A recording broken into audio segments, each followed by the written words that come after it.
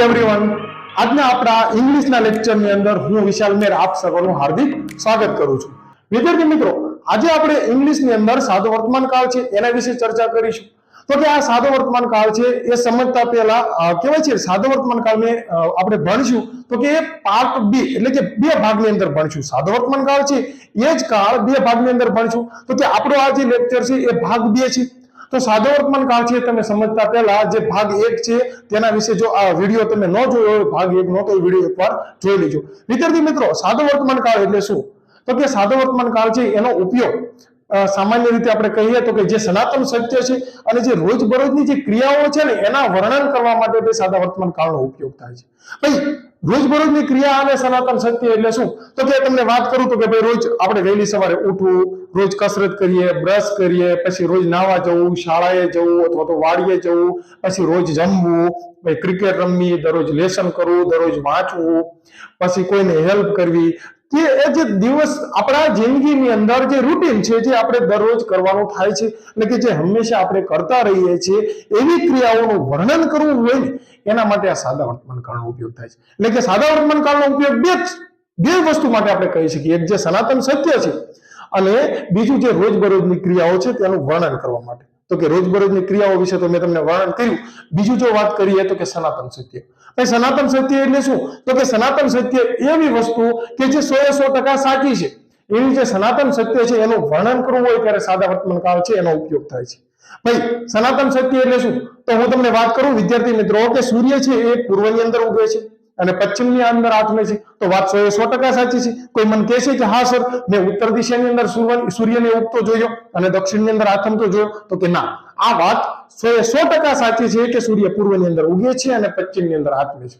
આગળ તમને વાત કરું તો કે પૃથ્વી જે ગોળ ગોળ ફરે છે, તો કે હા 100% વાત સાચી। પછી તારાઓ ટમટમે છે, રાત્રે આપણને તારાઓ જોવા મળે છે, આ સનાતન સત્ય છે। પછી દિવસ પછી રાત અને રાત પછી દિવસ થાય છે, તો કે વાત 100% સાચી છે। જળ એ આપણું જીવન છે। કોઈ એમ કહે છે કે ના સર, મારે જળ વગર હાલ્યા રાખે છે, જળ વગર હું જીવી શકું છું, તો એ વાત તદ્દન ખોટી છે। જળ વગર કોઈનું જીવન સંભવ નથી। તો આ જળ વગર જીવન સંભવ જ નથી, તો કે જળ એ જ આપણું જીવન છે, તો આ વાત સનાતન સત્ય છે। પછી ઓક્સિજન વગર આપણું જીવન શક્ય નથી, તો એ વાત પણ સનાતન સત્ય કહેવાય। આગળ તમને હું બીજી વાત કરું તો કે આપણું જીવન છે નાશવંત છે। કોઈ એમ મને કહે છે કે ના સર, હું તો કે મરવાનું નથી, મારે વાત થઈ ગઈ છે વિધાતા હારે, તો ના, વાત 100% સાચી છે કે દરેક માણસ છે એનું જીવન શું છે? નાશવંત છે, વહેલું કે મોડું, પણ આ વાત છે એ સનાતન સત્ય છે। પછી વાત કરું આગળ તો કે ગાંધીજી આપણા રાષ્ટ્રપિતા છે, તો તમે મને એમ કહેશો સાહેબ ગાંધીજી ક્યાં અત્યારે જીવતા છે? ગાંધીજી તો પોતે મૃત્યુ પામ્યા છે, તો કે ગાંધીજી છે એ પોતે મૃત્યુ પામ્યા છે, પણ આજે પણ આપણે ગાંધીજી છે એને આપણે રાષ્ટ્રપિતા તરીકે એને બિરુદ આપેલું છે, તો આ વાત 100% સાચી છે, એટલે કે સનાતન સત્ય છે। તો આવું સનાતન સત્ય છે એનું વર્ણન કરવા માટે અને રોજબરોજની જે ક્રિયાઓ છે એનું વર્ણન કરવા માટે આ સાદા વર્તમાન કાળનો ઉપયોગ થાય છે। તો જોઈએ સાદા વર્તમાન કાળની અંદર તો કે સાદો વર્તમાન કાળ છે એને આપણે ઇંગ્લિશની અંદર શું કહીએ છીએ? જો તો કોઈ પણ કાળ હોય એની આગળ તમારે ધ મૂકી દેવાનું। તો ઇંગ્લિશની અંદર આપણે 3 આર્ટિકલ છે, એક એ, એન અને ધ। તો કે ધ આર્ટિકલ છે ને જે નિશ્ચિત વસ્તુ હોય ને એની સાથે આવે, તો કે કોઈ પણ કાળ હોય એની સાથે તમારે ધ આર્ટિકલ મૂકી દેવાનો। પછી જે કઈ કાળ આપણે ભણીએ તો કે જ્યાં સાદો શબ્દ આવતો હોય છે, એટલે કે આ જે સાદો, તો કે આ સાદો શબ્દ છે એના માટે તમારે સિમ્પલ શબ્દ છે એનો ઉપયોગ કરવાનો।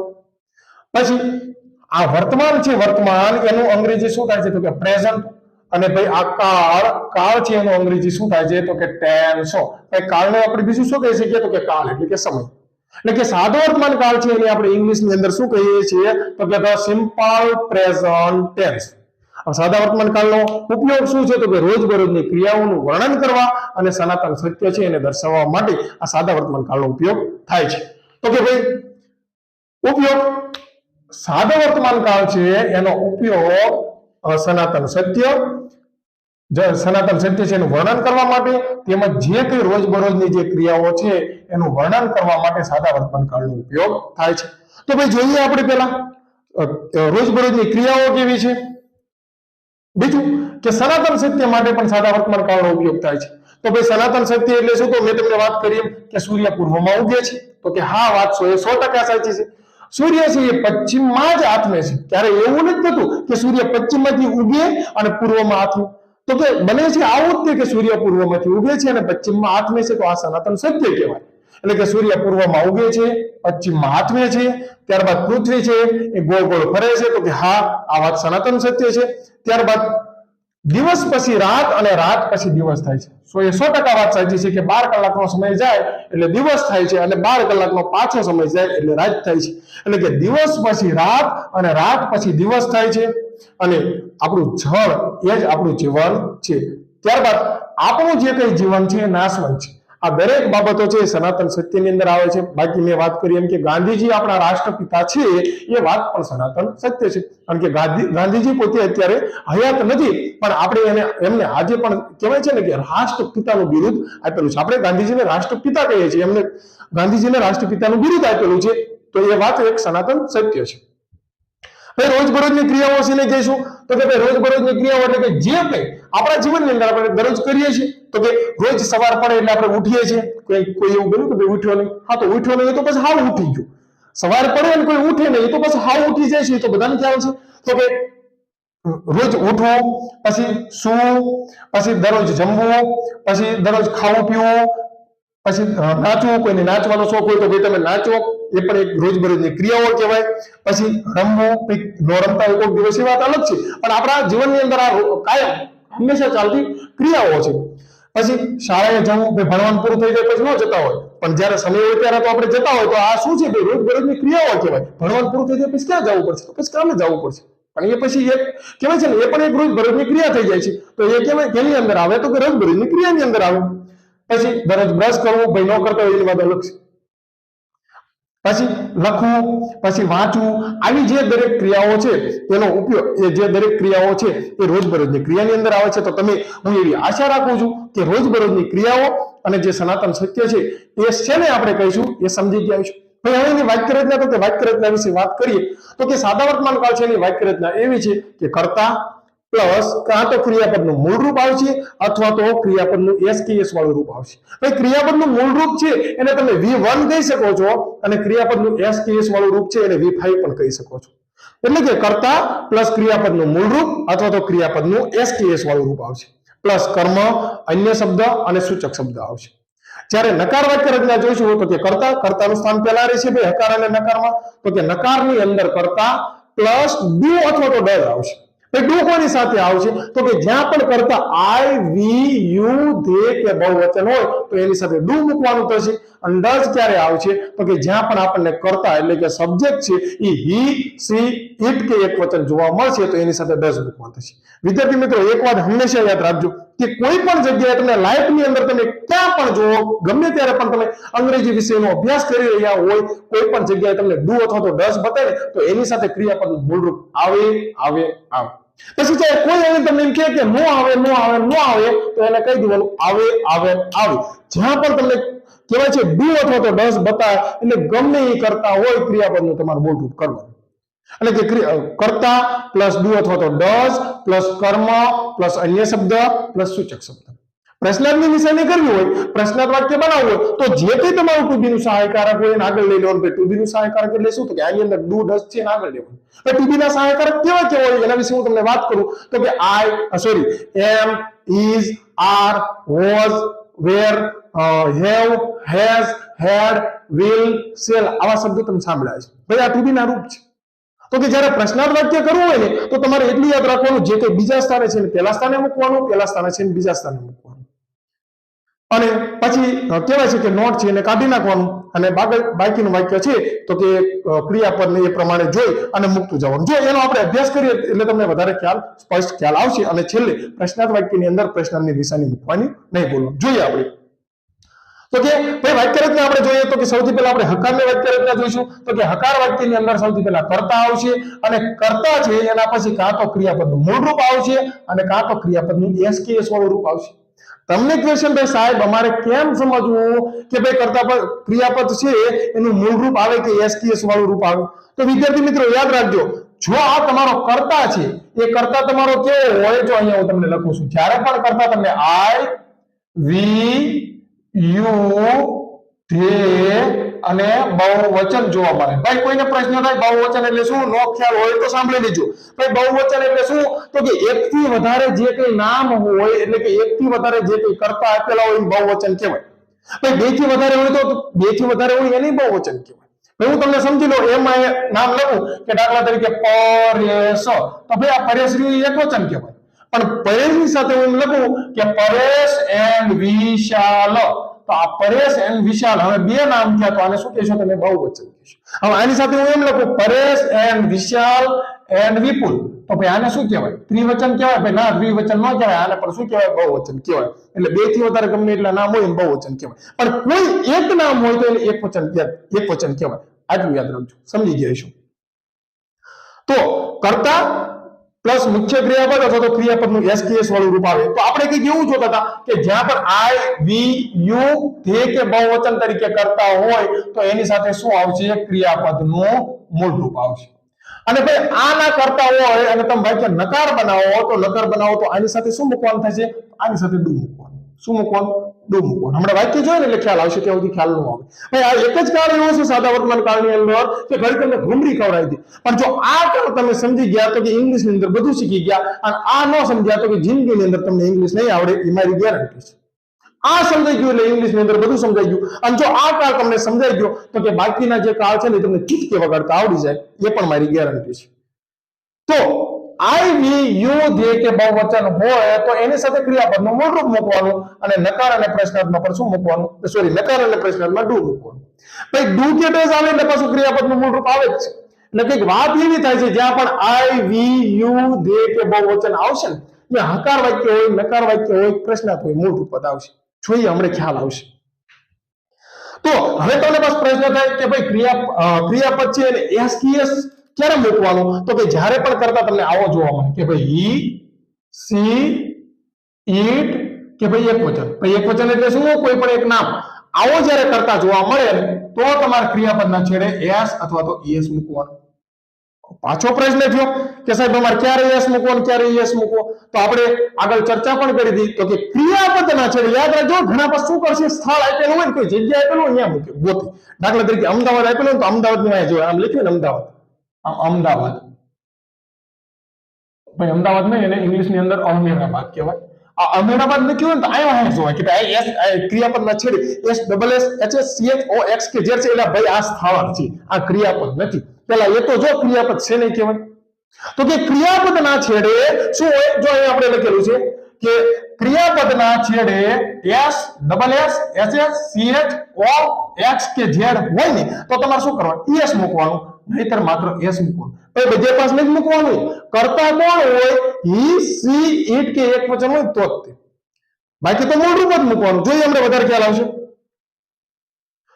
પછી કર્મ અન્ય શબ્દ સૂચક શબ્દ ભાઈ આ જે વસ્તુ રહે ને એ તો બધી કોમન આવશે અન્ય શબ્દ સૂચક શબ્દ નકાર વાક્ય કરવું હોય તો જો પેલા કરતા તો આવશે જ તે હવે નકાર વાક્ય તમારે કરવું છે તો તમારે કહેવાય ને ડુ અને ડઝ ના જે શબ્દો છે ને બહારથી લાવવા પડશે એટલે ઈચી તમને આપ્યા નહીં હોય પણ તમારે ગિંજામાં કરીને મૂકવા પડશે એટલે કોઈ પણ સાદો વર્તમાન કાળ છે જ્યારે પણ એનું તમારે નકાર વાક્ય કરવું હોય તો કરતા પછી તમારે શું મૂકવાનું થશે ડુ કે ડઝ મૂકવાનું થશે અને ડુ કે ડઝ મૂક્યા પછી ત્રીજા સ્થાને નોટ મૂકવાનું ભાઈ નોટ શું લેવા તો કે વાક્ય નકાર બનવું છે એટલે વિદ્યાર્થી મિત્રો આ યાદ રાખજો તમે હેને મારી વાત યાદ રાખજો તો તમે ગમે ત્યારે કોઈ પણ સેન્ટેન્સ બનાવતા હશો તો મુશ્કેલી નહીં અનુભવો જ્યારે પણ તમારે નકાર વાક્ય બનાવવું છે ને તો નોટ છે ને ત્રીજા સ્થાને મૂકવું કયા સ્થાને મૂકવાનું ત્રીજા સ્થાને ભાઈ ત્રીજા સ્થાને એટલે શું તો કે જો આ પહેલું સ્થાન કહેવાય આ બીજું સ્થાન કહેવાય આ ત્રીજું સ્થાન કહેવાય આ ચોથું પાંચમું છઠ્ઠું સાતમું તો કે નોટ રહ્યું ને ત્રીજું સ્થાન લે આટલી વાત તો યાદ રહે હવે નોટ મૂક્યું પછી હવે શું આવશે ક્રિયાપદ આવશે શું આવશે ક્રિયાપદ પણ અહીંયા શું લખ્યું છે જો મુખ્ય ક્રિયાપદ લખ્યું શું લખ્યું છે મુખ્ય ક્રિયાપદ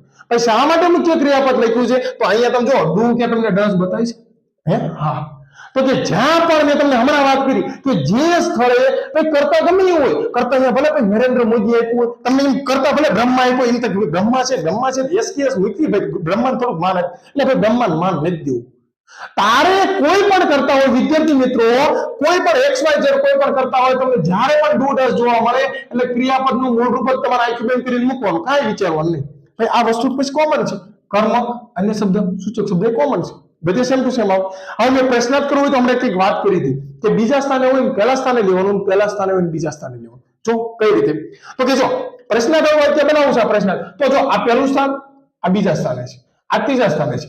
તો મેં શું કીધું પ્રશ્નાર્થ કરવો હોય તો કે બીજા સ્થાને છે પહેલા સ્થાને મૂકો. તો જો આ પહેલા સ્થાને આવતું રહ્યું ડુ કે ડઝ આગળ, અને પહેલા સ્થાને છે અને બીજા સ્થાને, જો આ કરતા પહેલા સ્થાને છે તો બીજા સ્થાને વહી ગયું. પણ એવો પ્રશ્નાર્થ કરવું છે ને તો આપણે નોટ ની તમારે કાંઈ જરૂર નથી. તો કે નોટ ને કાઢી નાખો, પછી બાકીનું વાક્ય આપણે લખવું છે એ તો એકવાર જોઈ લેવાનું. શું જોઈ લેવાનું? તો જો અહીંયા પણ ક્રિયાપદનું મૂળ રૂપ આવે. શા માટે આવે છે? જો પહેલા એ દેખાય છે આ વાક્યમાં ડુ કે ડઝ. તો જ્યારે પણ ડુ ડઝ બતાવી ને તો ગમે કરતા હોય, ફરીવાર વન્સ અગેન રિપીટ કરું છું, યાદ રાખજો. જ્યારે પણ ડુ કે ડઝ જોવા મળે એટલે ક્રિયાપદનું મૂળ રૂપ આવે. જો ડુ કે ડઝ બતાય છે તો કે ડુ કે ડઝ બતાય છે એટલે ક્રિયાપદનું કયું રૂપ આવે? મૂળ રૂપ આવે. મૂળ રૂપ શેને કહેવાય નો ખ્યાલ હોય ને તો આગળના વાક્યની અંદર જોઈને તમે જોઈ લેજો. આગળના વાક્યની અંદર જઈ અને તમે જોઈ લેજો કે મૂળ રૂપ શેને કહેવાય. સોરી, આગળનું જે કહેવાય છે ને આગળ વિડીયો બનાવેલો છે એની અંદર જઈ અને તમે જોઈ લેજો કે મૂળ રૂપ શેને કહેવાય. તો ડુ કે ડઝ અહીંયા આપેલું છે એની સાથે ક્રિયાપદનું મૂળ રૂપ પ્લસ કર્મ, અન્ય શબ્દ અને સૂચક શબ્દ અને ક્વેશ્ચન માર્ક મૂકવાનું નહીં ભૂલવાનું. તો આની અંદર આપણે વાક્ય રચના સમજ્યા પછી તમને શું ખ્યાલ આવે વિદ્યાર્થી મિત્રો? કઈ સમજાય છે? જો આની અંદર એકદમ નોટ કરો, આ હકાર, આ નકાર અને પ્રશ્નાર્થ વાક્ય રચના છે ને, ધ્યાન રાખજો. તો આની અંદર જો તમને અહીં શું બતાય છે? જો હકારમાં જુઓ તો મૂળ રૂપ બતાય છે અને એસકેએસ વાળું રૂપ બતાય છે. હાલો ઘરે મૂળ રૂપને સાઈડમાં જવા દો. સાદા વર્તમાન કાળ છે ને નકાર અને પ્રશ્નાર્થ વાક્ય રચના જુઓ તો જો નકારમાં શું બતાય છે? ડુ કે ડઝ બતાય છે, એની અરે ક્રિયાપદનું મૂળ રૂપ આવે છે. પ્રશ્નાર્થ જુઓ તો પ્રશ્નાર્થમાં તમને શું બતાય છે? ડુ કે ડઝ બતાય છે, એની અરે ક્રિયાપદનું શું આવે છે? મૂળ રૂપ આવે છે. કરતા ગમે એવું હોય, કરતા ગમે એવું હોય તો આપણી પાસે વાત એવી થાય કે નકાર અને પ્રશ્નાર્થ જ્યારે વાક્ય હોય તો અહીંયા ક્રિયાપદનું મૂળ રૂપ જ મૂકવાનું. શું મૂકવાનું?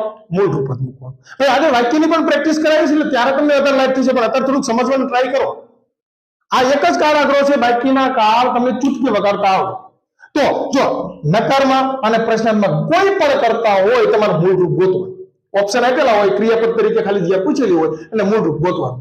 અને હવે હકારમાં જુઓ તો હકારમાં તમને શું બતાવે છે? 50% એટલે કે 50% મૂળ રૂપ બતાવશે, 50% એસકેએસ બતાવશે.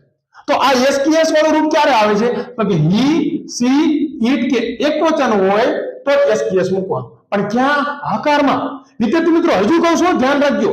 હી, સી, ઈટ કે એકવચન હોય તો તમારે એસકેએસ મૂકવાનું થાય છે, પણ માત્ર હકારમાં. હવે આ હી, સી, ઈટ કે એકવચન છે ને, આ ના કરતા જ્યારે નકાર આવશે નકાર, તો નકારમાં પાસે એની સાથે શું આવશે? મૂળ રૂપ આવશે. શું આવશે? મૂળ રૂપ આવશે. શા માટે? કેમ કે આ હી, સી, ઈટ કે એકવચન સાથે શું લાગે છે? ડઝ જોડાય. શું જોડાય છે? ડઝ. અને ડુ કે ડઝ આવે તો મૂળ રૂપ આવે છે. પ્રશ્નાર્થમાં જો તો પ્રશ્નાર્થમાં જ્યારે પણ હી, સી, ઈટ કે એકવચન કરતા હોય તો એની સાથે ડઝ જોડાય છે અને ડઝ એનું મૂળ રૂપ આવે. એટલે આ કાળની અંદર હું તમને કહું આમ કાન પકડાવું, આમ પકડાવું એની કરતા સીધું આવું તમને વાત કરું, શોર્ટની અંદર વાત કરું તો કે સાદા વર્તમાન કાળમાં તમારે એટલું યાદ રાખવાનું કે માત્ર ને માત્ર વાક્ય હકાર હોય. કેવું હોય? હકાર હોય. અને હી, સી, ઈટ કે એકવચન કરતા હોય તો તમારે એસકેએસ મૂકવાનો, બાકી બધે મૂળ રૂપ મૂકી દેવાનું. એટલું સમજ્યા? આપણે જો આ વાક્ય જોયું ને વધારે ખ્યાલ આવશે, વધારે લાઈટ થશે. હવે બીજી વસ્તુ શું છે કે જ્યારે પણ તમને ડેઈલી અને એવરી વાળા કોઈ પણ શબ્દ આપેલા હોય ને એ કાળ છે ને તમારો સાદો વર્તમાન કાળ હોય. ડેઈલી નો અર્થ શું થાય? ડેઈલી એટલે કે દરરોજ. ડેઈલી એટલે શું થાય? દરરોજ. અને એવરી વાળા કોઈ પણ શબ્દ એટલે શું? તો કે every day, every week, every month, every year, એટલે કે કોઈ પણ એવરી હોય એની પાછળ ભલે કોઈ પણ શબ્દ મૂકેલો હોય, પણ જે પણ તમને એવરી વાળો શબ્દ આપેલો હોય એ તમારો કયો કાળ થશે? સાદો વર્તમાન કાળ. હવે આગળ તો આ વાત કરી હતી એક છે કે જ્યારે પણ તમને આઈ, વી, યુ, ધે કે બહુવચન જોવા મળે તો અહીંયા આગળ શું આવશે? બધા સાથે ક્રિયાપદનું મૂળ રૂપ જ આવશે. કેમ કે અહીંયા જોયું કે આ ક્રિયાપદનું મૂળ રૂપ ક્યાં લાગે છે? જ્યાં પણ આઈ, વી, યુ, ધે બહુવચન હોય તો અહીંયા મૂળ રૂપ લાગે છે. એટલે કે હકારમાં તો આઈ, વી, યુ, ધે બહુવચન સાથે મૂળ રૂપ જ લાગે છે. તો નકારમાં પ્રશ્નાર્થમાં શું થાય છે? તો કે આઈ, વી, યુ, ધે બહુવચન હોય એની સાથે શું લાગે છે? ડઝ લાગે છે. તો ડઝ હારે મૂળ રૂપ આવે છે. સોરી, ડુ હારે મૂળ રૂપ આવે છે અને ડઝ હારે મૂળ રૂપ આવે છે. એટલે કે નકાર અને પ્રશ્નાર્થમાં બધે મૂળ રૂપ આવે. ફરી રિપીટ કરું છું, હી, સી, ઈટ કે એકવચન હોય અને વાક્ય હકાર હોય. કેવું હોય? હકાર. તો જ તમારે એસકેએસ મૂકવાનું, બાકી બધે મૂળ રૂપ મૂકવાનું. આગળ જોઈએ. આઈ, વી, યુ, ધે બહુવચન તો કે ક્રિયાપદનું મૂળ રૂપ આવશે હકારમાં. અને નકાર અને પ્રશ્નાર્થ વાક્ય બનાવશો તમે આ કર્તા તરીકે તો એની સાથે તમારે શું મૂકવાનું થશે? ડુ મૂકવાનું થશે. યાદ રાખજો. આગળ પછી હી, સી, ઈટ કે એકવચન. શું કહું છું? હી, સી, ઈટ કે એકવચન કરતા હોય અને વાક્ય હકાર હોય ને તો જ તમારે એસકેએસ મૂકવાનું. હવે આ ના કરતા હોય તો જો હકારમાં મેં તમને શું કીધું કે એસ કે એસ મૂકવાનું, પણ આ ના કરતા પાછા જો આ ન પ્ર એટલે શું તો કે નકાર અને પ્રશ્નાર્થ વાક્ય આવે ને તો એમાં ડઝ મૂકવાનું થાય છે. શું મૂકવાનું થાય છે? ડઝ. અને હવે આ કરતા સાથે ડઝ મૂક્યું તો હવે ક્રિયાપદનું કયું રૂપ મૂકવાનું થાય છે? મૂળ રૂપ મૂકવાનું થાય છે.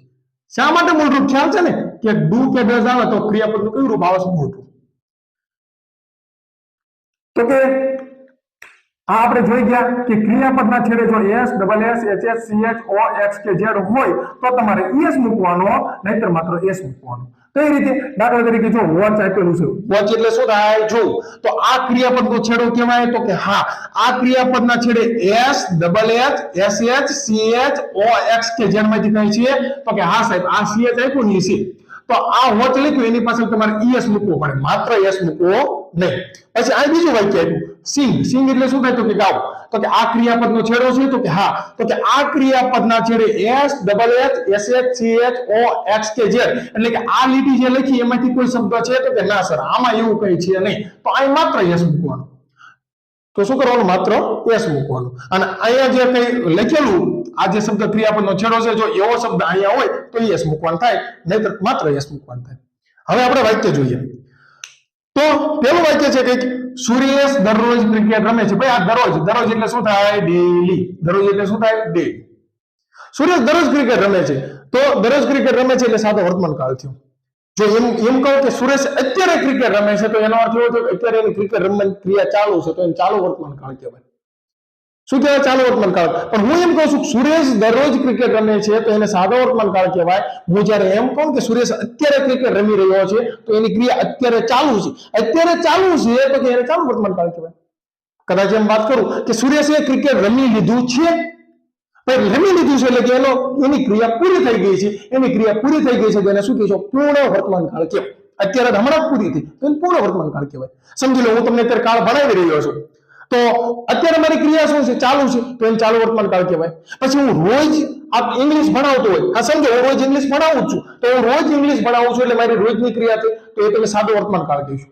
પછી હું અત્યારે લાઈવ ની અંદર તમને અંગ્રેજી ભણાવી રહ્યો છું આ મારી ક્રિયા ચાલુ છે તો એને ચાલુ વર્તમાન કાળ કહેવાય.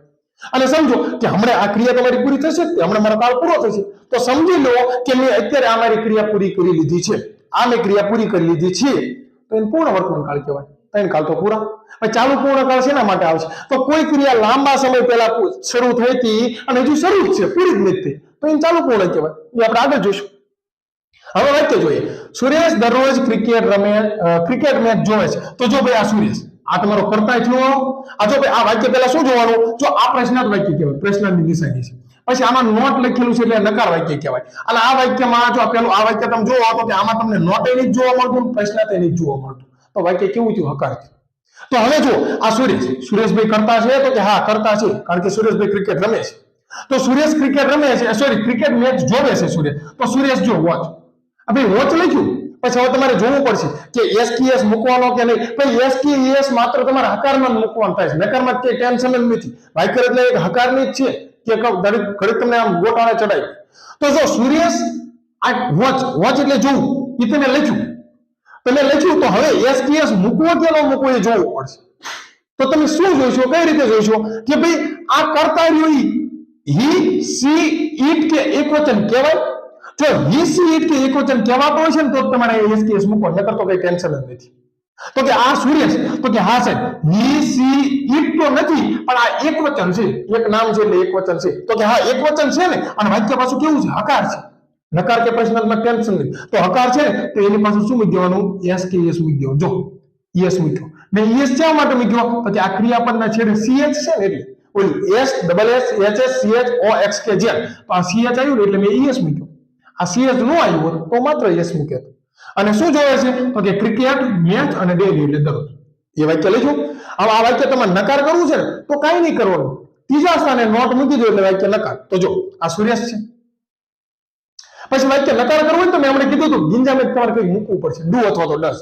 તો પ્રશ્ન થાય ડુ મૂકવું ડઝ મૂકવું. તો યાદ રાખજો હી સી ઈટ કે એક વચન હોય તો ડઝ. તો આ સુરેશભાઈ કેવા છે? એક વચન એટલે કે ડઝ. અને નોટ કયા સ્થાને? તો કે ત્રીજા સ્થાને. જો આ પહેલું સ્થાન, આ બીજું સ્થાન, આ ત્રીજા સ્થાને મેં નોટ મૂક્યું તો કે હા મૂક્યું. હવે શું આવશે? તો કે ક્રિયા આવશે. તો ક્રિયાપદનું રૂપ હવે કયું મૂકવાનું? એસટીએસ મૂકવાનું કે ભાઈ સુરેશ એકવચન છે એટલે મારે એસટીએસ મૂકવાનું? ના ભાઈ નહીં મૂકવાનું, એ તો હકાર માટે જ હતું. કેમ અહીંયા નહીં મૂકવાનું? તો શું બતાવે છે તમને? ડઝ બતાવે છે. આપણે એમ કીધું સાહેબ સુરેશ તો એકવચન છે, નહીં મૂકવાનું ભઈલા. મેં કીધું તું કે હી સી ઇટ કે એકવચન ને વચ્ચે હકાર હોય ને તો એસટીએસ મૂકવાનું. ભઈલા આ એકવચન છે. શું છે? એકવચન છે, પણ તમને શું બતાવે છે? ડઝ. તો આ તમને ડઝ બતાવી ગયું ને, આખું બંધ કરીને ક્રિયાપદનું મૂળરૂપ મૂકી દેવાનું. જો આમાં ઈએસ લાગ્યો તો આમાંથી ઈએસ નીકળી ગયો, એટલે શું થઈ ગયું? આ મૂળરૂપ થઈ ગયું. શું સુરેશ કરે છે? તો કે જોવે છે. શું? તો કે ક્રિકેટ મેચ ડેઈલી. તો જો આ નકાર અને પ્રશ્ન બંને જગ્યાએ જો મૂળરૂપ આવે, ખાલી હકારમાંથી એસટીએસ લાગ્યો, બસ આટલી જ કરામત હતી, બીજું કાંઈ નતું. પ્રશ્ન જ કરવો હોય તો મેં શું કીધું કે બીજા સ્થાને પહેલા સ્થાને. તો જો આ ડઝ બીજા સ્થાને છે નકારમાં, તો એ પહેલા સ્થાને, જો આ પહેલા સ્થાને આવી ગયું. અને પહેલા સ્થાને છે બીજા સ્થાને, જો આ પહેલા સ્થાને સુરેશ છે તો કે બીજા સ્થાને આવી ગયું. તો કે હા. અને ભાઈ નોટ, તો કે નોટ ની કાંઈ જરૂર નથી, કાઢ નાખો. તો કાઢ નાખ્યું. હવે ક્રિયા લખવાની થશે. સાહેબ ક્રિયાપદનું કયું રૂપ મૂકવું? સુરેશ છે. પહેલા કાંઈ વાંધો નહીં, આગળ પાછળ એકવાર વાક્યમાં નજર તો કરી. તો કે હા નજર કરું, હાલો. નજર કરી તો શું બતાવીશ? પહેલા મને ડઝ બતાવીશ. ઓ ડઝ બતાવે છે તો ક્રિયાપદનું મૂળરૂપ મૂકી દે. જો આ ડઝ, આ ક્રિયાપદનું મૂળરૂપ થઈ ગયું. તો કે હા થઈ ગયું. પછી બાકીનું વાક્ય એમ નામ ભાઈ, એ પછી વેચાતું ન લેવા જવાનું. તો કે શું જોવા છે? ક્રિકેટ. આ એમ એટલે ભાઈ ડોટ કરેલું છે એટલે મેચ લખેલું છે, વાક્ય હમાનું નહીં વેચો. ક્રિકેટ મેચ ડેઈલી, અને ક્વેશ્ચન માર્ક કરવાનું નહીં ભૂલવાનું. જો આ ક્વેશ્ચન માર્ક સમજાય છે. હવે બીજું વાક્ય જો, એમાં બધા મૂળરૂપ આવશે. જો હું દરરોજ ક્રિકેટ મેચ જોઉં છું, તો હું એટલે શું થાય પહેલા? તો કે હું એટલે આઈ થાય. શું થાય? આઈ. તો આઈ મૂક્યું. હવે ક્રિયાપદ આવશે. તો કે હા ક્રિયાપદ મૂક્યું. તો સાહેબ ક્રિયાપદનું કયું રૂપ મૂકવું? વાક્ય હકાર, નકાર, પ્રશ્ન જોવું પડશે. તો કે વાક્ય હકાર છે. હકાર છે, કરતા આઈ વી યુ ધીર બહુવચન છે, એટલે કે કરતા હી સી ઇટ કે એકવચન નથી, તો ભાઈ કઈ ટેન્શન જ નથી. આઈ છે તો મૂળરૂપ શું જોવે છે? તો કે ક્રિકેટ મેચ ડેઈલી. વાક્ય નકાર કરવું છે, ત્રીજા સ્થાને નોટ મૂકો અને ડુ કે ડઝ મૂકવું પડશે. તો કે જો પેલા કરતા આઈ મૂક્યો, વાક્ય નકાર કરવું છે તો હું ડુ મૂકીશ. શું મૂકીશ? ડુ મૂકીશ. ભાઈ એટલે મેં ડુ શા માટે મૂક્યું? તો કે આઈ વી યુ ધ્યેય કે બહુવચન, આઈ વી યુ ધ્યેય કે બહુવચન હોય તો નકાર અને પ્રશ્નાર્થમાં તમારે ડુ મૂકવાનું. તો કે આ આઈ વી યુ ધ્યેય બહુવચન માંથી છે, તો કે હા એટલે મેં ડુ મૂક્યું. નોટ ત્રીજા સ્થાને. પહેલા ડુ આવ્યું એટલે ક્રિયાપદનું મૂળરૂપ. જો હકારમાં કયું રૂપ હતું? મૂળરૂપ. નકારમાં શું થયું? તો કે ડુ આવ્યું એટલે મૂળરૂપ. બાકી ક્રિકેટ મેચ ડેઈલી એ વાક્ય એમ નામ મૂકી દો. પ્રશ્ન જ કરવું છે તો શું કીધું? ફરી વાર બીજા સ્થાને છે, પહેલા સ્થાને છે, બીજા સ્થાને. જો આ બીજા સ્થાને છે, આ પહેલા સ્થાને આવી ગયું. આ પહેલા સ્થાને છે, જો આ બીજા સ્થાને આવી ગયું. નોટ ને કાઢ નાખો. તો ભાઈ આ નોટ છે એનું આનો કાઢ નાખો. હવે મારે શું લખવું પડશે? ક્રિયાપદ. તો કે ક્રિયાપદ લખવા માટે હું શું કરીએ? તો કે પહેલા મને ડુ અથવા તો ડઝ બતાવે છે, એમાં શું બતાવે છે? તો કે મને ડુ બતાવે. તો ડુ બતાવે છે એટલે ક્રિયાપદનું જો મૂકવું. અને બાકી તો કે ક્રિકેટ મેચ ડેઈલી અને ક્વેશ્ચન માર્ક એમ. ભાઈ આમાં શું થાય છે ખબર છે? કે હી સી ઇટ કે એકવચન અને વાક્ય માત્ર અને માત્ર હકાર હોય. જો હી સી ઇટ કે એકવચન નકાર અને પ્રશ્નાર્થમાં જોવા મળે ને તો એની સાથે મૂળરૂપ આવશે. જો અહીં આપણે જોયું આ વાક્યમાં, કેમ કે એની સાથે ડઝ લાગી જાય છે.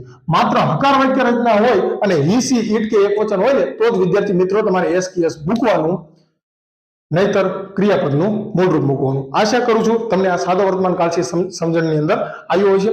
તો આ સાદા વર્તમાન કાળ સમજ્યા પછી હવે આપણે નેક્સ્ટ લેક્ચરની અંદર સાદો ભૂતકાળ સમજશું. પણ આ સાદો વર્તમાન કાળ છે ને એ એક જ એવો ટોપિક છે કે સમજવાની અંદર થોડોક મુશ્કેલ પડે છે. જો આ કાળ તમને આસાનીથી સમજાઈ જાય તો બીજા કાળ સમજવા એ તો કહેવાય છે ને ડાબા હાથનું ખેલ છે. તમને મારો વિડીયો પસંદ આવ્યો છે એવી હું આશા કરું છું. આભાર.